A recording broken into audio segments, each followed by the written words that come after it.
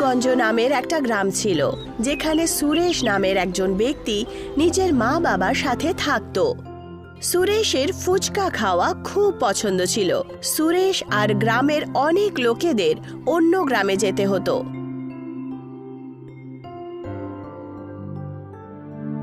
মা, আমাকে কয়েকটা টাকা দেবে? আমি ফুচকা খেতে চাই, জানো তো। না, একদম টাকা পাবি না।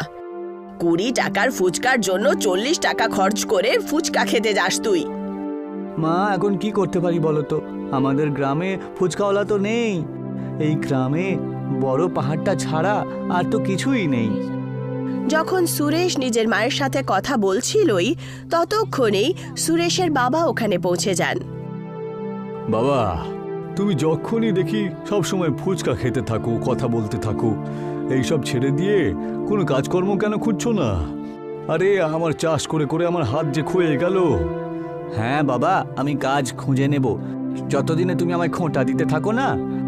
আচ্ছা ঠিক আছে, কিছু পয়সা আমাকে দাও না। ফুচকা খাবার জন্য অন্য গ্রামে, সুভাষ গ্রামে যেতে হবে। বাবা, তুমি কবে শুধরাবে?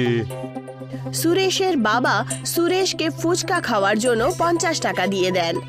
আর সুরেশ গ্রামের বড় একটা গাছের তলায় গিয়ে নিজের বন্ধু রোহনের অপেক্ষায় বসে পড়ে। রোহন কিছুক্ষণের মধ্যে ওখানে পৌঁছে যায়। কি হলো, এরকম চিন্তায় রয়েছো কেন? আর তোমাকে আর কি বলি রোহন, মা বাবা সব সময় কাজ খোঁজার জন্য আমার উপরে চাপ দিচ্ছে। কাজ তো আমি করতে চাই, কিন্তু কোনো কাজে আমাকে নেবে তবে তো। তা তো তুমি ঠিক কথাই বলেছো। এখন তুমি আমাকেই দেখো, আমি কবে থেকে কাজ খুঁজছি, কিন্তু এখনো পর্যন্ত কোনো কাজই পাইনি। তবে যাই হোক, ছাড়ো তো, তাড়াতাড়ি চলো, নাহলে সুভাষ গ্রামে যায় যে বাস, সেটা চলে যাবে তো। হ্যাঁ হ্যাঁ, চলো চলো। সুরেশ আর রোহন দুজনই ফুচকা খাওয়ার জন্য বেরিয়ে পড়ে। আর অন্যদিকে গ্রামের লোভী জমিদার লক্ষণ নিজের কারিগর গুল্লুকে নিজের কাছে ডেকে পাঠায়। বলুন, কি কাজে এসে গেছে মালিক? আমি একটা নতুন ব্যবসা করতে চাই। তা তুমি বলো তো, এই গ্রামের লোকেদের কাছে এমন কি নেই যেটা আমি ওদেরকে দিতে পারি আর সামান্য কিছু পয়সাও কামাতে পারি? এমনিতে তো আমার সেরকম কিছু খোঁজ খবর রাখি না, তবে মালিক, গ্রামের অনেক লোকজন ফুচকা খাওয়ার জন্য অন্য গ্রামে যায় বটে, কারণ এই গ্রামে কেউ তো ফুচকা বিক্রি করে না। শুধু ফুচকা খাওয়ার জন্য অন্য গ্রামে চলে যায়? এইবার আসল মজা হবে তাহলে। যাও গুল্লু, যাও, আর ফুচকার ব্যবসা করো, তুমি যাও, শুরু করো।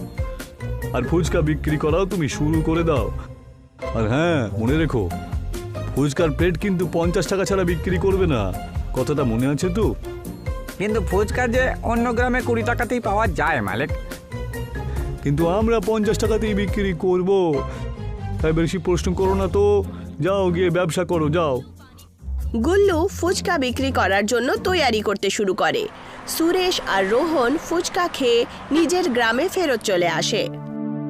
আমার তো বিশ্বাসই হচ্ছে না যে ফুচকা খাওয়ার জন্য আমরা এত দূরে চলে আসি, কিন্তু ফুচকা খেয়ে তো একবারে ক্লান্তি কিন্তু শেষ হয়ে যায়, বলো? তা তুই ঠিক কথাই বলেছিস। যদি আমাদের গ্রামেও কেউ একজন ফুচকা ব্যবসা করতো, খুব ভালো হতো, তাহলে আমাদের এত কষ্ট করে এখানে আসতে হতো না। সুরেশ আর রোহন দুজনই নিজের নিজের বাড়িতে চলে যায়। আর গুল্লু জমিদারের ফুচকার ঠেলার পুরো ব্যবস্থা করে নেয়। পরের দিন হয়ে যায় আর রোহন আর সুরেশ একবার আবার সেই গাছের তলায় দেখা করে। এই যে রোহন, চ আবার ফুচকা খেতে যাই, চ। হ্যাঁ হ্যাঁ, চ চ, জিজ্ঞাসা করার এটা আর কি আছে? হ্যাঁ, যেই মাত্র ওরা দুজন ফুচকা খাওয়ার জন্য রওনা দেয়, ওরা একটা ঠেলার কাছে অনেকগুলো ভিড় দেখতে পায়। আরে এখানে তো ভিড় কেন? চ চ, গিয়ে দেখি, চ। সুরেশ আর রোহন ভিড়ের কারণে দেখতে যায়। যেই মাত্র ওরা ওখানে পৌঁছায়, ওরা সেখানে গুল্লু ফুচকা বিক্রি করছে দেখতে পায়। আরে বাহ, মনে হচ্ছে উপরওয়ালা আমাদের কথা শুনে নিয়েছে। হ্যাঁ, ঠিক কথাই বলেছিস। রোহন গুল্লুর কাছে ফুচকার দাম জিজ্ঞাসা করে আর দুজনই ফুচকার দাম শুনে একেবারে অবাক হয়ে যায়। 50 টাকা? এত দাম বেশি? অন্য গ্রামে তো মাত্র 20 টাকাতেই ফুচকা পাওয়া যায় ভাই সাহেব। ততক্ষণই জমিদার লক্ষণ ওখানে পৌঁছে যান আর বলতে শুরু করেন, তাহলে ওখানে গিয়েই ফুচকা খেয়ে এসো, যাও যাও, আমরা বারণ করিনি তো তোমাকে। এমনিতেই অন্য গ্রামে ফুচকা খাওয়ার জন্যও তো 50 টাকাই তো দিতে তোমরা, তার থেকে ভালো এখানেই দিয়ে দাও, তো কি এমন সমস্যা? আচ্ছা, তাহলে এটা আপনার দোকান। তাই তো ভাবি এত বেশি দামে ফুচকা কেন বিক্রি করছে ও।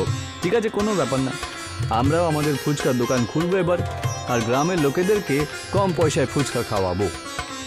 যাও যাও, এই গ্রামে শুধুমাত্র আমি একজন যে বাইরের লোকেরা ফুচকা তৈরি করে দেয়, বুঝতে পেরেছো? আমিও তো একবার দেখি তোমরা দোকান কি করে খোলো। সুরেশ আর রোহন দুজনই ওখান থেকে চলে যায় আর ভাবতে শুরু করে যে তারা কিভাবে ফুচকার দোকানের জন্য পুরি খুঁজবে। তুমি জোশে জোশে কথা তো বলে দিলে ঠিকই, কিন্তু আমরা ফুচকা কোত্থেকে আনবো? আরে কিছু না কিছু করতেই হবে আমাদেরকে, না হলে এই জমিদার তো লোকজনকে এইভাবেই লুট করতে থাকবে, তাই না? যখন তারা এই কথাটা বলছিলই তক্ষুনি ওখান থেকে একজন বয়স্ক ব্যক্তি খুবই ক্লান্ত অবস্থায় যাচ্ছিলেন। জল জল, কেউ আমাকে একটু জল খাইয়ে দাও। আপনি ঠিক আছেন তো ঠাকুর দাদা? দাঁড়ান, আমি এক্ষুনি জলের একটা ব্যবস্থা করে আনছি। রোহন, যা পাশে তুই যার বাড়ি পাবি ওখান থেকে জল নিয়ে চলে আয়, আমি এক্ষুনি নিয়ে আসছি। রোহন দৌড়ে গিয়ে পাশের বাড়ি থেকে জল চেয়ে নিয়ে আসে আর সেই বয়স্ক ব্যক্তিকে জল খাওয়ার জন্য দিয়ে দেয় আর তাকে জিজ্ঞাসা করে যে উনি এত ক্লান্ত অবস্থায় কোথা থেকে আসছেন। বাবা, আমি গ্রামে পাহাড়ের ওপরে চড়ি তো সব সময়, ওখানে অন্য ধরনের জড়িবুটি আর জমিতে চাষ করার মতো বীজ রয়েছে। তোমরা দুজন যদি আমাকে জল না খাওয়াতে তাহলে হয়তো আজকে আমি বেঁচেই থাকতাম না। সেই বয়স্ক ব্যক্তি এইটুকু বলার পর নিজের পকেটে হাত ঢোকায় আর সুরেশ আর রোহনকে সেই জাদুই বীজ দিয়ে দেয় আর বলেন, যখনই তোমরা এই বীজগুলো তোমাদের জমিতে পুঁতবে তখন 5 বার সেই বস্তুর নাম নিতে হবে তোমাদের, যা তোমরা তোমাদের জমিতে ফলন করাতে চাও, তারপরের দিনই সেটা ফলে যাবে। বয়স্ক ব্যক্তি এইটুকু বলে নিজের রাস্তায় রওনা দিয়ে দেয় আর সুরেশ আর রোহন সেই জাদুই বীজ নিজের বাড়িতে নিয়ে চলে আসে। চলো আজকে গিয়েই এই বীজটাকে আমাদের জমিতে গিয়ে পুঁতে দিয়ে আসি, তারপর দেখব এটা সত্যি সত্যি জাদু আছে কি নেই। ঠিক কথাই বলেছো, যদি এটা কাজ করে যায় না তাহলে আমাদের সমস্ত সমস্যা মিটে যাবে। কিন্তু সুরেশ আর রোহন দুজনই সেই বীজ নিয়ে খেতে চলে যায় আর 5 বার ফুচকার নাম নিয়ে সেই বীজগুলোকে খেতে পুঁতে দেয়। পরের দিন সকালবেলা খেতে পুরি চলে আসে আর সুরেশ আর রোহন দুজনই নিজের ফুচকার ঠেলা দিয়ে দেয় আর শুধু 20 টাকায় তারা ফুচকা বিক্রি করা শুরু করে দেয়। আরে এ তো বেশ দোকানটা ভালোই দেখতে দেখছি। কই 1 প্লেট দাও তো দেখি ভাই, দাও। হ্যাঁ হ্যাঁ, এক্ষুনি দিচ্ছি। সুরেশ নিজের গ্রাহককে ফুচকা খাইয়ে দেয়। আমি এর আগে এত সুন্দর এত ভালো ফুচকা খাইনি, জানো তো। সত্যি দারুণ লাগলো এই ফুচকাগুলো খেয়ে। আচ্ছা একটা কাজ করো তো, তুমি আরো 2 প্লেট দিয়ে দাও, আর 2 প্লেট বাড়ির জন্য দিয়ে দাও তুমি। আস্তে আস্তে সমস্ত লোকেরা সুরেশ আর রোহনের ফুচকা খেতে চলে আসে। যখনই পুরি শেষ হয়ে যেত পানিপুরির ক্ষেত থেকে পুরি নিয়ে আসা হয়। গ্রামবাসীরা জমিদারের ফুচকার ঠেলাতে ফুচকা খাওয়া বন্ধ করে দেয়। এটা দেখে জমিদার একদম রেগে ওঠে আর উনি নিজের চাকর গুল্লুকে বলে ওঠেন, গুল্লু, কি হলো? ফুচকার ব্যবসা ভালো চলছে না কেন? মালিক, আসলে ফুচকা 20 টাকায় বিক্রি করছে ও, আর আমরা 50 টাকাতে। আর আমি তো শুনেছি যে ওর ফুচকা খেতে নাকি খুব ভালো। আমাদের কিছু না কিছু একটা করতেই হবে, না হলে সমস্ত ধান্দা একেবারে লুটপাট হয়ে যাবে। আমার কাছে একটা উপায় রয়েছে। কিরকম উপায় মালিক? আমি তোমাকে যেমনটা বলছি তুমি শুধু তাই করো গোলু, চলো আমার সাথে।